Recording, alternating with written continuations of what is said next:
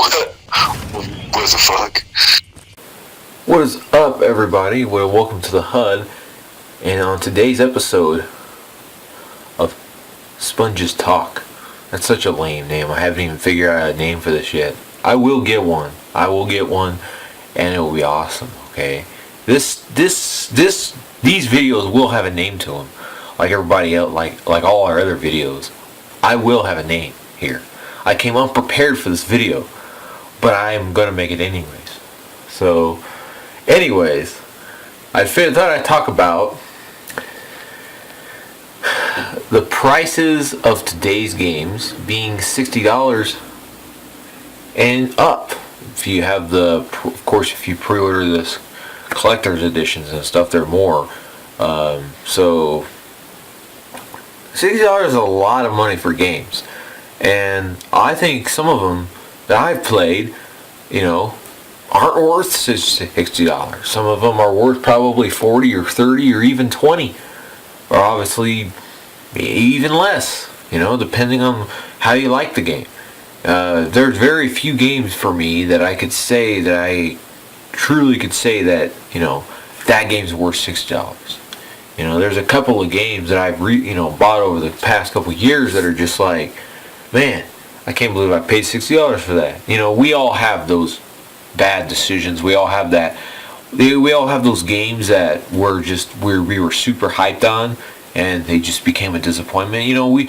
We expect high expectations for certain things, and we get let down, unfortunately.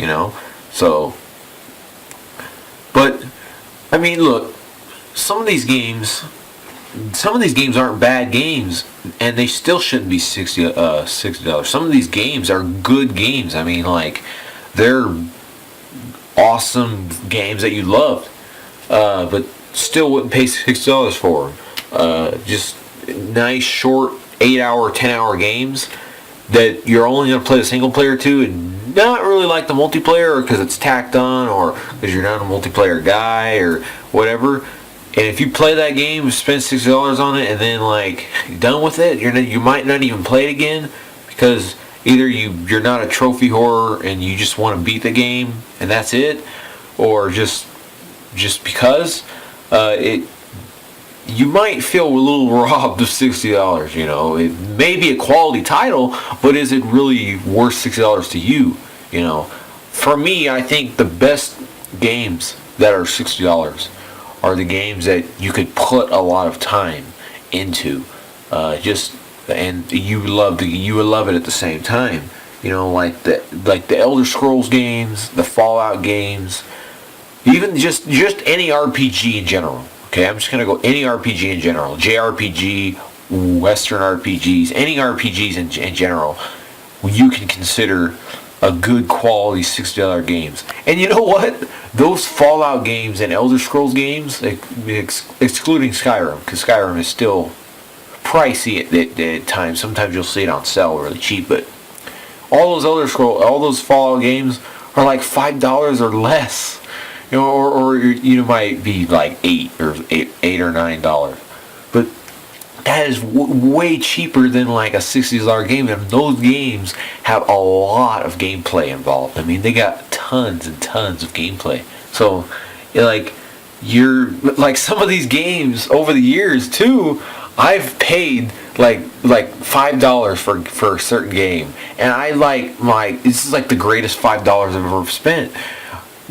Some of you guys know me from my other channel. You guys know how I praise All Pro Football, and that game it was $5 when I got it in 2009, and it was the fucking greatest game ever. I mean, this is the greatest sports game I've ever spent $5 on.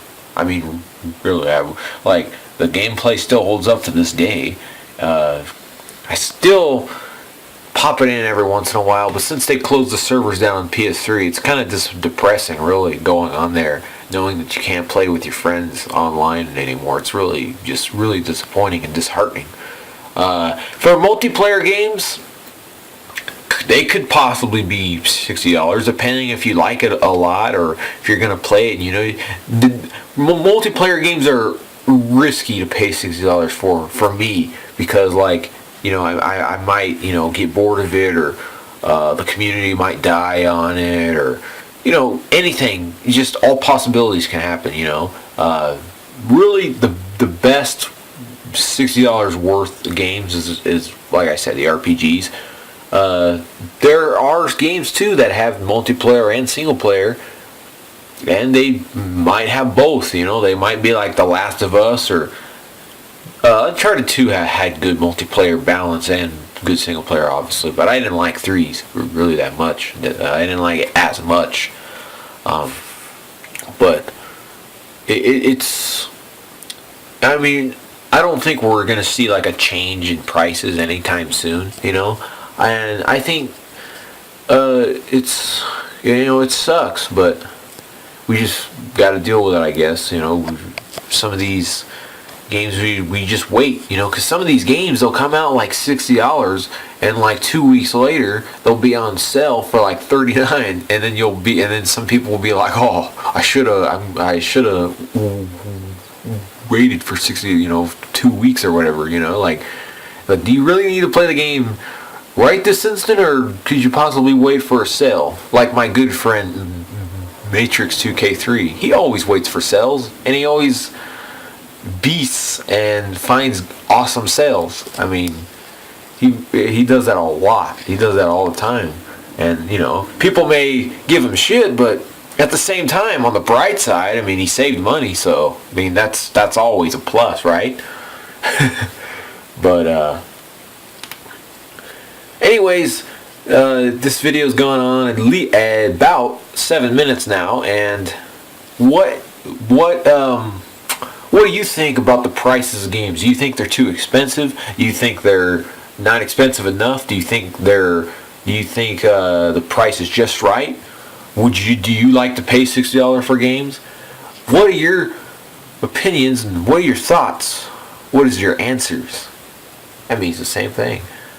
What are your comments? Share us your thoughts here in the comment sections, and really say about anything you want.